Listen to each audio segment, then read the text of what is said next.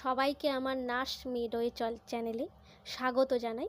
আমরা আমাদের চ্যানেলে অলরেডি সেল কাকে বলে এবং সেলের ডায়াগ্রাম কিভাবে আঁকবে উইথ নোট কিন্তু আমি প্রোভাইড করে দিয়েছি। যারা এই সেল কাকে বলে এবং সেলের ডায়াগ্রামটা সম্পর্কে জানতে চাও তারা কিন্তু আমার চ্যানেলে ভিডিওগুলো দেওয়া আছে, সেগুলো দেখতে পারো। কারণ আমাদের WBNC JNM ফার্স্ট ইয়ারে আমাদের যে সিলেবাস অ্যানাটমি ফিজিওলজির, সেখানে সেল এবং টিস্যু চ্যাপ্টারে প্রচুরবার সেল কাকে বলে এবং সেলের ডায়াগ্রাম বহুবার এসেছে। সেগুলো আমি সব কিছু ডিসকাস করে দিয়েছি, কিভাবে লিখবে, কত নাম্বারের কোশ্চেন আসে, কি কোশ্চেন আসে, কতটা লিখবে এবং কীরকম কোশ্চেন থাকলে কিভাবে লিখবে, সব কিছু ডিসকাস করা আছে ভিডিওগুলোতে। তোমরা গিয়ে ভিডিওগুলো অবশ্যই দেখো। আজকে যেটা ডিসকাস করব সেটা হচ্ছে, সামনেই দেখতে পাচ্ছ, explain the stage of cell division or mitotic cell division. দুটোই একসঙ্গে আলোচনা করব। যেমন যদি ধরো এই যে সেল ডিভিশন কথাটা আছে, যে স্টেজেস অফ সেল ডিভিশন এবং মাইটোটিক সেল ডিভিশন, অনেকেই কনফিউজড হয়ে যাও যে দুটো জিনিস হয়তো আলাদা, তাই তো? যে স্টেজেস অফ সেল ডিভিশন এবং মাইটোটিক সেল ডিভিশন হয়তো আলাদা। স্টেজেস অফ সেল ডিভিশন যদি হিউম্যান সেলের ক্ষেত্রে বলে বা সোমাটিক সেলের ক্ষেত্রে বলে, তাহলে অবশ্যই সেটা মাইটোটিক সেল ডিভিশনই বটে। কিন্তু যদি সেখানে উল্লেখ করা না থাকে, তবে সেক্ষেত্রে দু ধরনেরই সেল ডিভিশনের কথা ব্যাখ্যা করা যায়, যেমন মাইটোটিক এবং মিওটিক সেল ডিভিশন দুটোই। সেক্ষেত্রে কোশ্চেনে লেখা থাকে যে সোমাটিক সেল ডিভিশন সম্পর্কে লিখতে হবে নাকি গ্যামেটের সেল ডিভিশন সম্পর্কে লিখতে হবে। কারণ সোমাটিক সেল ডিভিশন মানে আমাদের যে কোষের যে সেল ডিভিশন হচ্ছে, কোষীয় যে সেল ডিভিশন, সেক্ষেত্রে কিন্তু মাইটোটিক সেল ডিভিশন হয়, এবং আমাদের যে গ্যামেট ফর্মেশনের ক্ষেত্রে যে সেল ডিভিশনের প্রয়োজন হয় সেটা কিন্তু মিওটিক সেল ডিভিশন দরকার হয়। সেক্ষেত্রে কিন্তু কোশ্চেনে থাকে। এবার কোনো কারণে যদি কোশ্চেনে না থাকে, তাহলে অবশ্যই নিজেদের কাছাকাছি যে সিস্টার থাকবেন তার সঙ্গে কথা বলতে পারো যে কোনটা লিখব, বা ক্লাসে আলোচনা করে নিতে পারো যে কোন জিনিসটা লেখা যাবে। সাধারণত যখন কিছু ব্যাখ্যা করা না থাকে, ধরো লেখাই থাকলো না সোমাটিক সেল ডিভিশন বা কার ক্ষেত্রে আমি সেল ডিভিশন লিখবো, তখন প্রপার অ্যান্সার হিসাবে কিন্তু মাইটোটিক মিওটিক দুটোই লেখা উচিত। কিন্তু বেশিরভাগ সময়ে আমাদের কোশ্চেনে বেশিরভাগ সময়ই মাইটোটিক সেল ডিভিশন পড়ে এবং আমরাও মাইটোটিক সেল ডিভিশনই লিখি। সেক্ষেত্রে তোমরা তোমাদের সিস্টারদের সঙ্গে ক্লাসে আলোচনা করে নিতে পারো। কিন্তু আমি এখানে যেটা পড়াবো সেটা কিন্তু শুধু মাইটোটিক সেল ডিভিশনই পড়াবো, কারণ প্রচুরবার কোনো দিনই মিওটিক সেল ডিভিশন তোমরা দেখতে পাবে না, সবসময়ই মাইটোটিক সেল ডিভিশন এসেছে। এবং এটা খুব ইম্পর্ট্যান্ট আমাদের জিএনএম সিলেবাসের মধ্যে, কারণ প্রচুরবার দেখবে শর্ট নোট এসেছে 5 নাম্বারের মাইটোটিক সেল ডিভিশন, এবং 7 থেকে 8 নাম্বারের কোশ্চেন এই সেল কাকে বলে, সেলের ডায়াগ্রাম সহ মাইটোটিক সেল ডিভিশন কিন্তু 15 নাম্বারের কোশ্চেন এসেছে নার্সিংয়ে। যাই হোক, তাহলে আমরা যেটা আলোচনা আজকে করব, যেটা ইন্ট্রোডাকশান দিয়ে শুরু করব, সেটা হচ্ছে সেল ডিভিশন।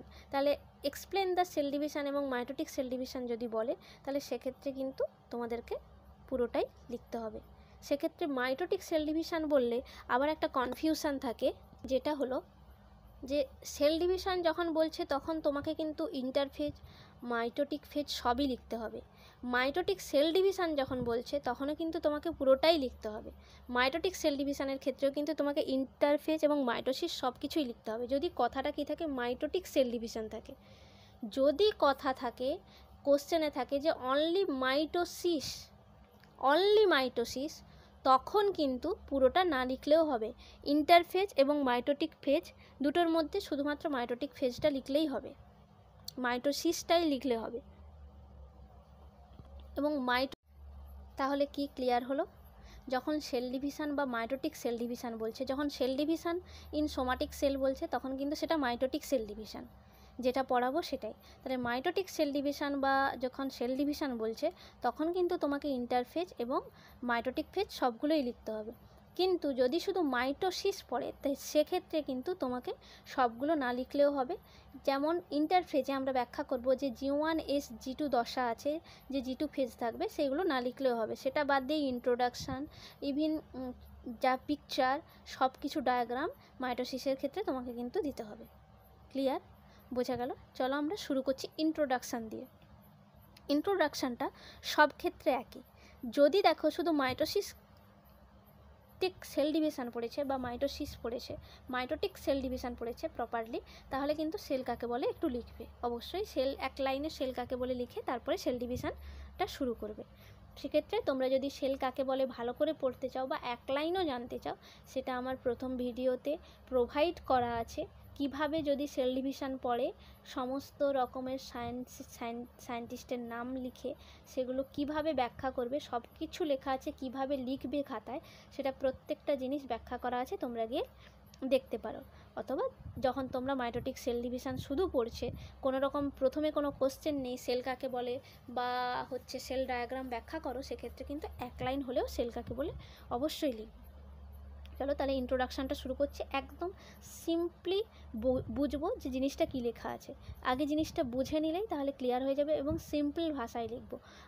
আমি চেষ্টা করেছি যতগুলো ইন্ট্রোডাকশান দেওয়ার বা যে কোনো কিছু লেখা যাতে একটু সিম্পল ভাষা হয়। কিছু কিছু ভাষা বা কিছু কিছু ওয়ার্ড লিখতেই হয়, সেটা খুব ম্যাডামদেরকে আকৃষ্ট করে, সেগুলো অবশ্যই লিখতে হবে। চলো ইন্ট্রোডাকশানটা শুরু করছি।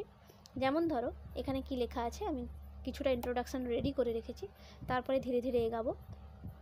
Sell division is very important process of all living organism. কেন ইম্পর্টেন্ট প্রসেস তোমরা জানো, একবারে ছোটোবেলা থেকেই দেখে এসছো কোথাও একটু কেটে যাক বা ছিঁড়ে যাক, ঠিক সেটা পরে গিয়ে রিপেয়ার হয়ে যাচ্ছে। কি করে হচ্ছে, কোথা থেকে আসছে ওই গর্তটা পূরণ করার জন্য?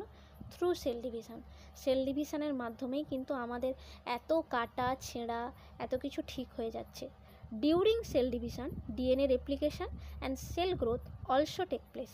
তাহলে এই কথাটা কিন্তু খুব ইম্পর্টেন্ট, কারণ এটা নিয়ে প্রচুর কনফিউশন হয়। সেল ডিভিশন মানে শুধু মাইটোটিক ফেজ লিখে দিয়ে চলে গেলাম, মাইটোসিসটা লিখে দিয়ে চলে গেলাম, এই কথাটা কিন্তু খুব ইম্পর্টেন্ট।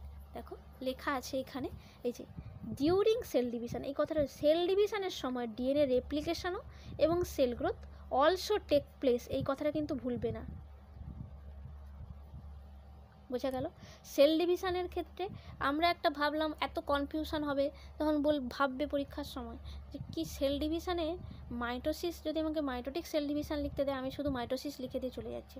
কিন্তু এখানে সেল ডিভিশনে বলাই আছে যে রেপ্লিকেশন এবং সেল গ্রোথ হয়। কখন হয়? ঠিক ইন্টারফেজে হয়। সব কিছু পড়বো। কখন এই ডিএনএ রেপ্লিকেশন হচ্ছে সব তোমরা কিছুটা হলেও পড়ে এসছো, জানবে সিনথেসিস ফেজে ডিএনএ রেপ্লিকেশন হয়, ডিএনএ রেপ্লিকেশন, সেল গ্রোথ হয়। সেল না বাড়লে, ধরো একটা ছোট সেল, এতটুকু একটা ছোট সেল, এটাকে তো আমাকে দুটো সেল তৈরি করতে হবে। তাহলে এই দুটো সেল তৈরি করতে গেলে আমার যদি এইটুকু জিনিস থাকে, আমি এটা কাকে ভাগ করে দেবো, কোন সেলের কাছে ভাগ হয়ে যাবে, এই জন্য আগে সেলকে কি হয়, ভলিউম বা সাইজে বড় হতে হয়। সেগুলো সবই জানবো। ধরো এইটুকু আমার সেল আছে, সেই সেলকে কিন্তু সাইজে বড় হতে হবে, তবে গিয়েই তো আমি দুটো সেল একই সাইজের পাবো, তাই তো? এটাকেই বলে সেল গ্রোথ। আমরা সব পড়ব ধীরে ধীরে, শুধুমাত্র আমি এখানটা ব্যাখ্যা করার জন্য বললাম। সেল গ্রোথ হওয়ার প্রয়োজনীয়তা কি? আমি যে সেলে সাইটোপ্লাজম দেব, ডটার নিউক্লিয়াইটা দেব, সেই নিউক্লিয়াইটা দেওয়ার জন্য তো জায়গার প্রয়োজন, এবং দুটো সেলের নিশ্চয় একটা সেল ছোট হয়ে যাবে না, একটা সেল বড় হয়ে যাবে না, দুটো সেলকে সমান হতে হবে। তাহলে সেক্ষেত্রে আমার এই রকম একটা সেল যদি না একটু বড় হয়, তাহলে আমি দুটোকে একই রকম সেল তৈরি করব কি করে, তাই না? এইটাই হচ্ছে সেল গ্রোথ। এর জন্যে সেল গ্রোথের প্রয়োজন হয়। ডিএনএ রেপ্লিকেশান কি আমি একটু বলে দিচ্ছি। দেখো, ডিএনএ রেপ্লিকেশান হচ্ছে ডিএনএ ডুপ্লিকেশান প্রসেস, মানে একটা ডিএনএ থেকে দুটো ডিএনএ তৈরি করার পদ্ধতিকেই আমরা কি বলবো, ডিএনএ রেপ্লিকেশান। ধরো এখানে এরকম একটা ডিএনএ আছে, সেখান থেকে তো আমাকে দুটো করতে হবে। দুটো সেলে আমার ধরো দুটো সেলের জন্য আমার যে ধরো আমার এই ক্রোমোজোমটাকে তো দুটো লাগবে, তাই তো? দুটো ক্রোমোজোম লাগবে। তাহলে সেক্ষেত্রে আমাকে কি করতে হবে, দুটো তৈরি করতে হবে। একটা থেকে দুটো হয় যেন এইটা থেকে একটা থেকে দুটো হয়। একটা মানে তিনটে হয়ে যাচ্ছে না, ভেঙে যাচ্ছে না, রেপ্লিকেশান হচ্ছে, এর মাধ্যমে আরেকটা তৈরি। এ তো থাকলোই, এটা নয়, কিন্তু ভুল বুঝবে না, এই তিনটে নয়, দুটো তৈরি হলো, একটা থেকে দুটো হচ্ছে, ও থাকলো আর একজন, তার মানে তিনটে তৈরি হয়ে যাচ্ছে না। এই যে একটা থেকে আর একটা রেপ্লিকেশান তৈরি হওয়ার পদ্ধতিকেই কী বলা হয়, ডিএনএ রেপ্লিকেশান। তিনটে নয়, কিন্তু আমরা দেখিয়ে দিই বটে যে এরকম দুটো করে লেখা, একটা থেকে আরেকটা তৈরি হচ্ছে, তখন সেটাই তার মানে কি দুটো হলো। এই যে সেলের মধ্যে এই দুটো থাকলো, এই দুটোই পরের সেলে যাবে, এইরকমভাবে দুটো তৈরি হবে।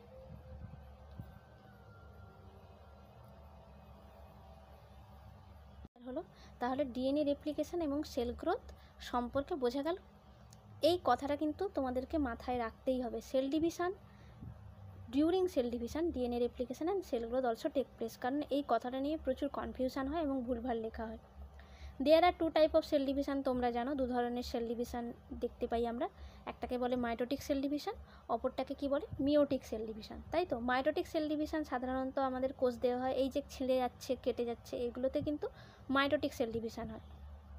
এই যে স্পার্ম ওভাম তৈরি হচ্ছে কার মাধ্যমে, স্পার্ম ওভাম কিন্তু তৈরি হয় মিওটিক সেল ডিভিশনের মাধ্যমে, এটা মাথায় রাখবে। কোথাও কেটে গেছে, কোথাও ছিঁড়ে গেছে, সেই জায়গাতে কিন্তু আমাদের মাইটোসিস হয়, আর শুধুমাত্র স্পার্ম এবং ওভাম যে তৈরি হয় সেটা কিন্তু মিওটিক সেল ডিভিশনের মাধ্যমে। ক্লিয়ার? চলো তাহলে there are two type of cell division found in human body. All somatic cell of the body go through the mitotic cell division. Clear? তাহলে সমস্ত আমাদের যে কোষ দেহের যা ডিভিশন হয় সেটা মাইটোটিক সেল ডিভিশনের মধ্যে হয়।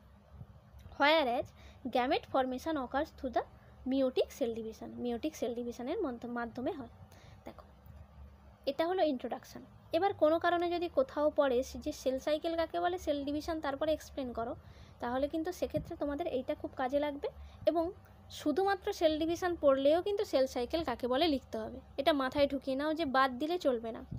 সেল সাইকেল যদি কাকে বলে পড়ে তখন কিন্তু তোমাকে শুধু সেল সাইকেল ডেফিনেশনটা লিখতেই হচ্ছে, তখন আর ইন্ট্রোডাকশান এটা লিখতে হবে না। কিন্তু যদি শুধুমাত্র সেল ডিভিশন পড়ে তাতেও কিন্তু লিখতে হবে, আর শুধু সেল সাইকেল পড়লে এটা তো লিখতেই হচ্ছে। দেখো ডেফিনেশনটা ভালো করে বুঝিয়ে দিচ্ছি, ভালো করে শোনো। দ্য সিকোয়েন্স অফ ইভেন্টস, কি বললাম, কতগুলো সিকোয়েন্স আছে আমরা জানি। সেল সাইকেল মানে কি একবারে চাকা, তার কিন্তু কোনো শেষ বিন্দু নেই, চাকা চলতেই থাকবে, এই জন্য সেটা সাইকেল বা চক্র। সিকোয়েন্স অফ ইভেন্টস দেখবে কি কি ইভেন্টস আমরা দেখতে পাই, মোটামুটি G1S G2M, চলতেই থাকে এই প্রসেসটা, G1S G2M, G1S G2M, এই প্রসেসটা চলতেই থাকে। এই জন্য তাকে আমরা কি বলি, sequence of events by which, যার মাধ্যমে কি হয়, সেল ডুপ্লিকেটস ইটস জিনোম। এক্ষুনি বোঝালাম একটু আগে যে ডিএনএ রেপ্লিকেশনের মাধ্যমে একটা যে ডিএনএ সেটা আর একটা ডিএনএতে তৈরি হয়, মানে টোটাল দুটো ডিএনএ তৈরি হয়, সেল ডুপ্লিকেট হবে। সেল কি করলো তাহলে, সে তার জিনোমটাকে ডুপ্লিকেট করলো, দুটো করলো, ডুপ্লিকেট, ট্রিপ্লিকেট নয়, যেটা যত মনে হতে পারে তিনটে তৈরি হচ্ছে, ট্রিপ্লিকেট নয়, ডুপ্লিকেট। তাহলে cell duplicates its genome, genome মানেই ডিএনএ, এবং ডুপ্লিকেট হবে কার মাধ্যমে, বাই রেপ্লিকেশান, একটু আগে বুঝিয়েছিলাম by replication, and synthesis of other constituent of the cell. এই যে ধরো এই যে সিনথেসিসটা হচ্ছে, রেপ্লিকেশান আমরা 11-12 যাদের বায়োলজি ছিল পড়েছো, এই যে রেপ্লিকেশানটা হবে তার জন্য কিছু প্রোটিন, কিছু এনজাইম লাগবে, তাই তো। সেই এনজাইম প্রোটিনগুলোকেই বলা হচ্ছে যে আদার কনস্টিটিউটেন্ট, বোঝা গেল?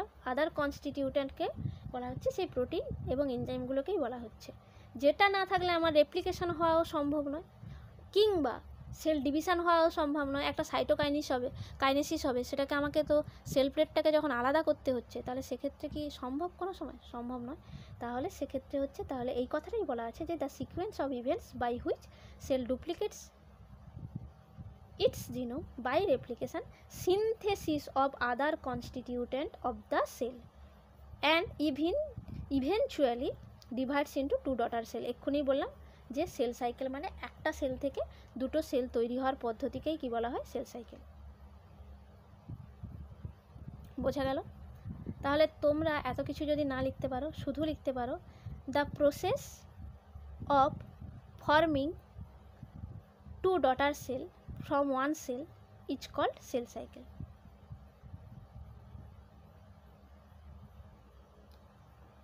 ক্লিয়ার? তাহলে কি বললাম, যদি কিছু না লিখতে পারো তাহলে লিখবে the process of forming two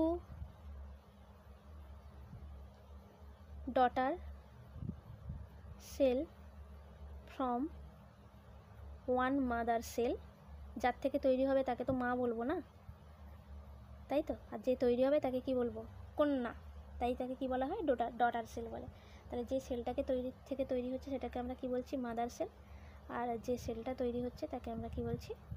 daughter cell. তাহলে the process of forming, the process বা প্রসেসের থেকে যদি ভালো লিখতে পারো দ্য সাইকেল, সেল সাইকেল কথাতেই আছে, মনে থাকবে। The cycle of forming two daughter cell from one mother cell is called cell cycle.